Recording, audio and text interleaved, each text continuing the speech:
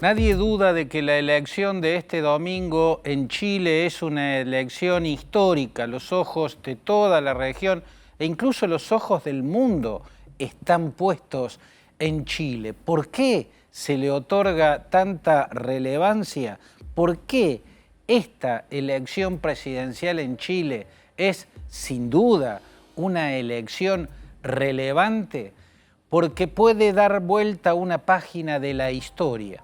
Porque con esta elección termina una etapa y comienza otra etapa. En la historia del último medio siglo en Chile podemos señalar los siguientes momentos o las siguientes etapas. La democracia previa a la dictadura, en la que va a llegar Salvador Allende al poder en la década del 70 con un programa claramente de corte socialista e impulsando o intentando llevar a Chile hacia un modelo socialista de corte colectivista. En ese marco se produce un golpe de Estado.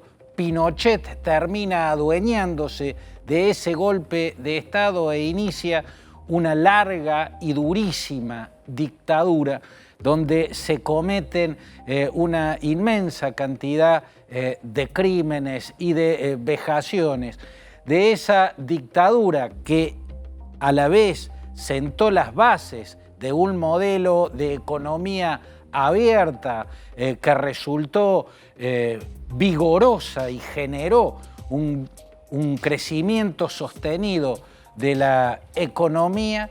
De esa dictadura empezó a salirse a partir de un plebiscito en 1988, mediante el cual o a través del cual el dictador Pinochet intentó legitimar su continuidad al frente del país, pero perdió.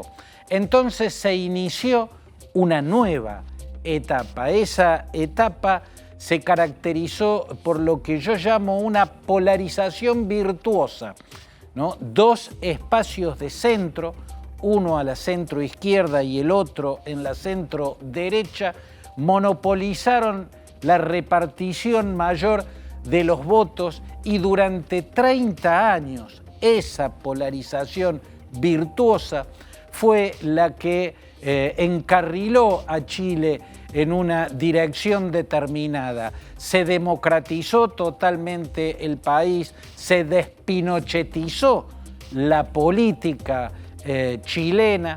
La derecha, la coalición de derecha recién pudo ganar una elección cuando se convirtió en centro derecha, paso que dio al elegir por primera vez un candidato presidencial que no había sido públicamente un adherente al régimen de Pinochet y que públicamente había sugerido votar en contra de la continuidad de Pinochet en el plebiscito de 1988.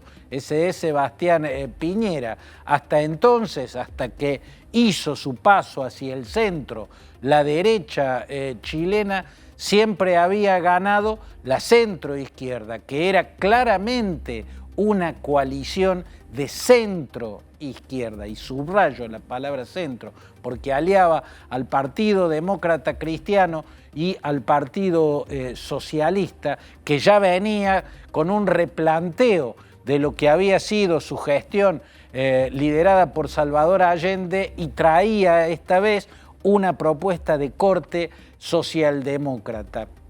Esa etapa en la que gobernaron los democristianos Patricio Aylwin, Eduardo Frei y luego los socialistas Ricardo Lagos y Michelle Bachelet, afirmó un camino económico de crecimiento que llevó a Chile hacia los umbrales del desarrollo, también que redujo notablemente la pobreza en el país, aunque le quedó un problema pendiente que no pudo solucionar: la desigualdad, una profunda desigualdad social.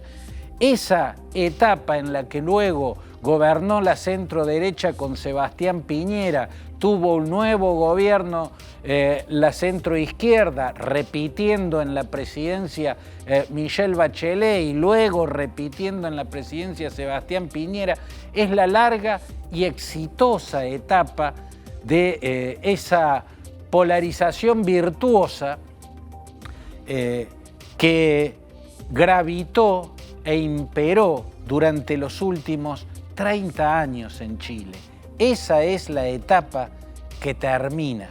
Por lo tanto, el domingo Chile da una vuelta de página y entra a una nueva dimensión de su historia.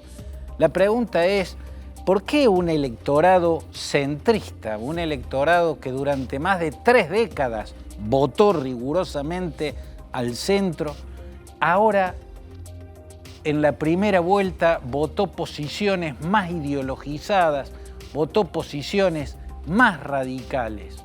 ¿Por qué?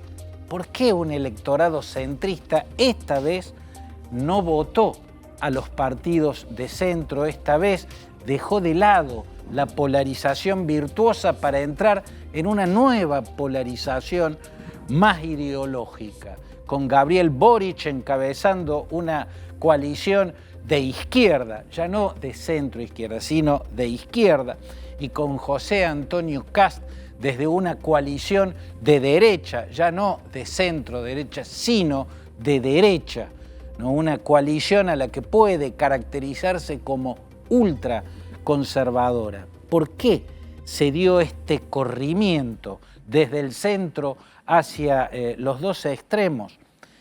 La respuesta puede estar, por un lado, en que cuando Bachelet, en su segunda gestión, intentó impulsar propuestas de reformas más profundas, tendientes a corregir la deuda que había quedado pendiente, porque el vigoroso crecimiento económico de las 3 décadas de polarización virtuosa habían reducido la pobreza, pero no la desigualdad.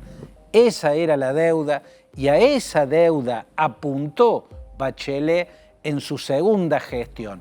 Pero la centro-derecha puso el grito en el cielo, apareció la palabra comunista, aparecieron términos tremendistas y la centro-izquierda se sugestionó, se paralizó y desactivó esas iniciativas que había querido tener Michelle Bachelet en su segunda gestión presidencial.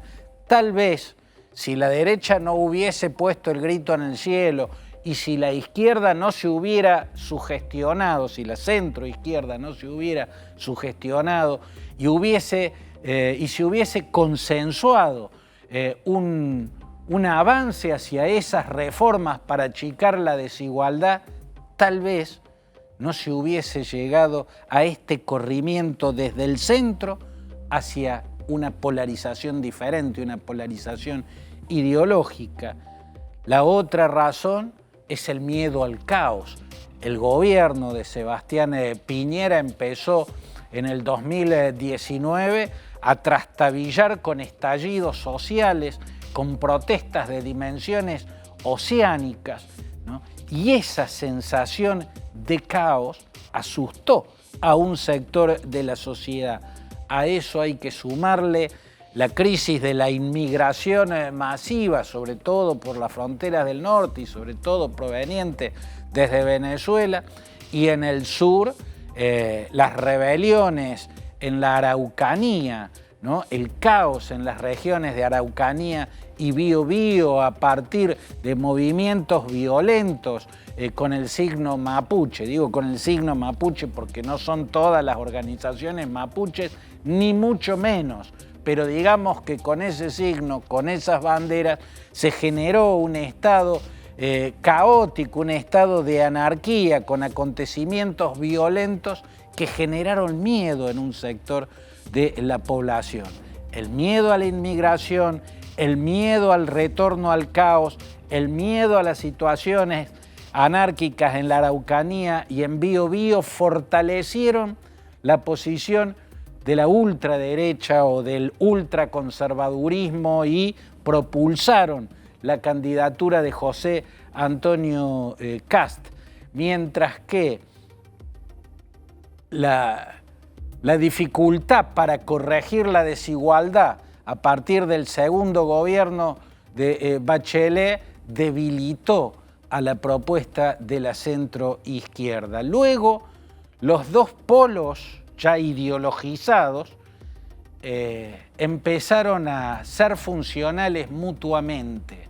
El discurso de izquierda radical favoreció y fortaleció la candidatura ultraconservadora de Kast, y el discurso ultraconservador de Kast, con tantas reminiscencias pinochetistas, fortaleció a la izquierda que postuló a Gabriel Boric.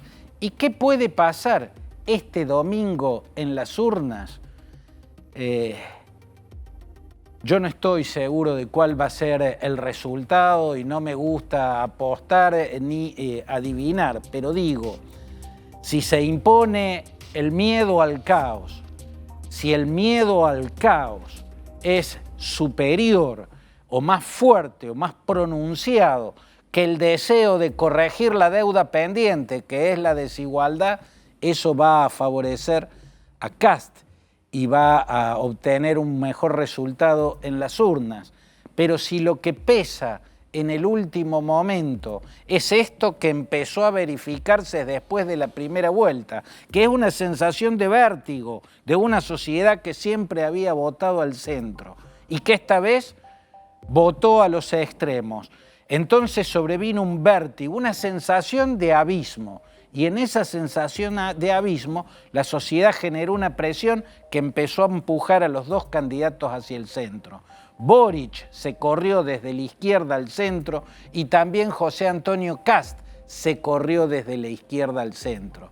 Y desde mi punto de vista, en caso de que el factor más gravitante en la elección del domingo sea ese vértigo, esa sensación de abismo, después de haber dejado 30 años de votar hacia el centro para iniciar una era de voto hacia extremos o hacia posiciones más ideológicas, más duras, si es eso lo que predomina, me da la impresión que al premio se lo puede llevar Gabriel Boric. ¿Por qué? Porque el candidato de la izquierda, primero, antes de hacer la alianza de su partido, el Frente Amplio, con el Partido Comunista, había intentado hacer una coalición de centro-izquierda con los demócratas cristianos y con los socialistas. No le abrieron esas puertas. Entonces hizo su alianza con el Partido Comunista, pero le ganó una elección interna a Daniel Jadwe, que era el precandidato comunista, y al ganar esa elección interna impuso su programa, y su programa no es de corte marxista, está lejos incluso de su misma retórica en sus tiempos de dirigente estudiantil y en las trincheras de la protesta social que estallaron en el 2019. La propuesta de Boric es claramente de corte socialdemócrata. Lo dijo explícitamente, lo manifestó explícitamente. Su modelo no es ni Cuba ni Venezuela, su modelo es el welfare state, el estado de bienestar europeo.